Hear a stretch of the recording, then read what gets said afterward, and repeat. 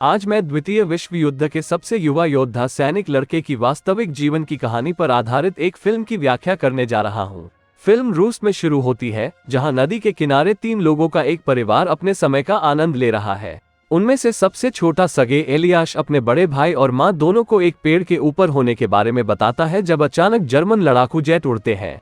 माँ अपने बच्चों को जल्दी से झाड़ियों में छिपने के लिए कहती है, लेकिन बीमार साल का है दावा करता है कि वो डरा नहीं है और एक गुलेल के साथ जेट पर हमला करता है।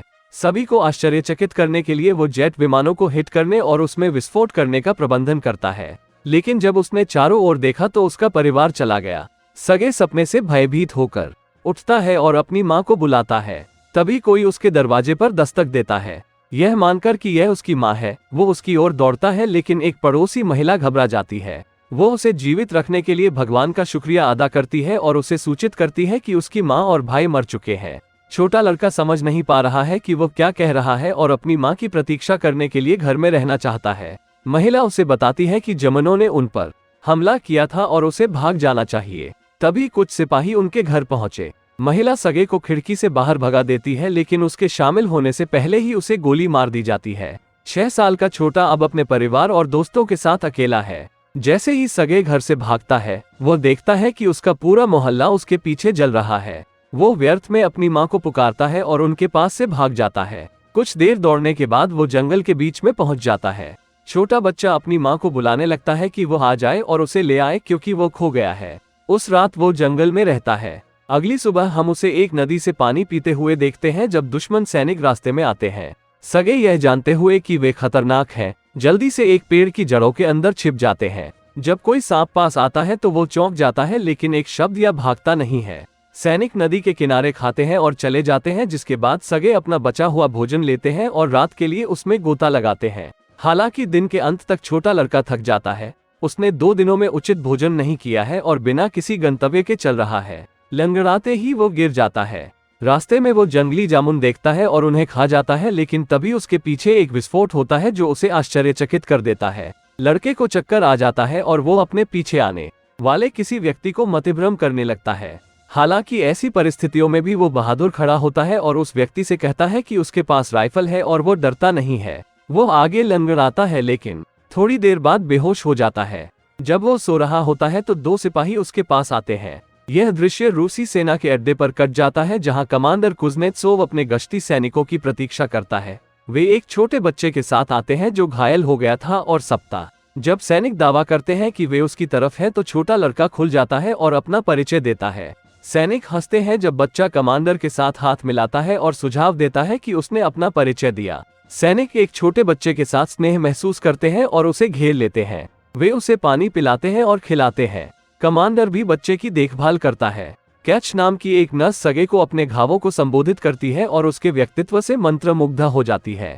बच्चा उसे अपने घावों पर एक टैंक बनाने के लिए कहता है, क्योंकि वो बड़ा होकर एक सैनिक बनना चाहता है। यहाँ तक घायल सैनिकों ने भी बच्चे से बात की और हल्का महसूस किया। कमांडर सभी छोटे लड़कों के सवालों का जवाब देता है और गोलियां लेने के बाद उसे अपनी मानक पिस्तौल से खेलने देता है।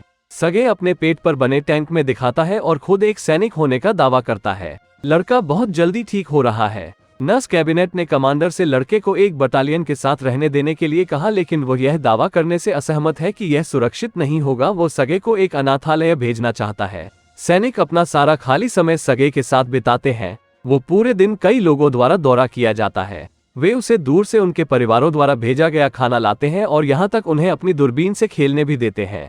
एक दिन एक सिपाही कमांडर के पास जाता है और उससे कहता है कि लड़के को बटालियन में रहने दे। सैनिकों का एक बच्चे के साथ घनिष्ठ संबंध हो गया है और वे उसे अपना समझते हैं। उनकी उपस्थिति उनकी छाती का भार उठाती या उतरती है। हालांकि कमांडर लड़के को अपनी सुरक्षा के लिए अनाथालय भेजने पर अड़ा हुआ है। अगले दिन दुश्मन के हमले और कई सैनिक घायल हो जाते हैं। सगे को अनाथालय में ले जाने के लिए एक 8वां पूरा आता है। कमांडर बच्चे को खबर देता है और उसे उपहार के रूप में एक लकड़ी की मानक पिस्तौल देता है। लड़का और बारी उसे यह कहते हुए गले लगाता है कि वो कमांडर की सुरक्षा के लिए डरा हुआ है। कमांडर उसके आलिंगन में पिघल जाता है और अपना मन बदल लेता है। उसने सगे को एक बेटे के रूप में सैनिकों के साथ रहने के लिए कहा। उस रात सैनिक उस छोटे लड़के के लिए आपके कपड़े ढूंढते हैं जो सगे को उनके साथ रहने के लिए चांद पर ले जाता है। कमांडर सगे को जगाता है और उसे वो कपड़े देता है जो वो पहनता है और एक असली सैनिक की तरह दिखने के लिए इधर उधर भागता है। सिपाही लड़का कहने लगता है। जैसे ही बच्चा जमनों के चारों ओर दौड़ता है, बटालियन पर हवाई हमला करता है। सैनिक जल्दी से सगे को सुरक्षित स्थान पर ले जाते हैं और दूसरों से लड़ते हैं। घायल सैनिकों की संख्या तेजी से बढ़ती है। सगे खुद को उपयोगी बनाना चाहता है, इसलिए वो प्यासे सैनिकों के लिए पानी लाता है। उनमें से एक ने उसे अपने परिवार द्वारा भेजे गए एक पत्र को पढ़ने के लिए कहा क्योंकि उसकी आंखों पर पट्टी है। छोटा लड़का मदद करना चाहता है लेकिन पढ़ना नहीं जानता। वो पत्र लेता है और उस पर लिखी चीजों को बनाने लगता है, यह दावा करते हुए कि सैनिक घर वापस आ गए हैं। जब सैनिक कहता है कि उसके पास गाय नहीं है तो अन्य वर्षों में उसे एक कहानी के साथ जाने और हंसने के लिए कहें। वह बाकी सभी के पत्रों को उसी तरह से पढ़ता है और उन्हें खुश करता है।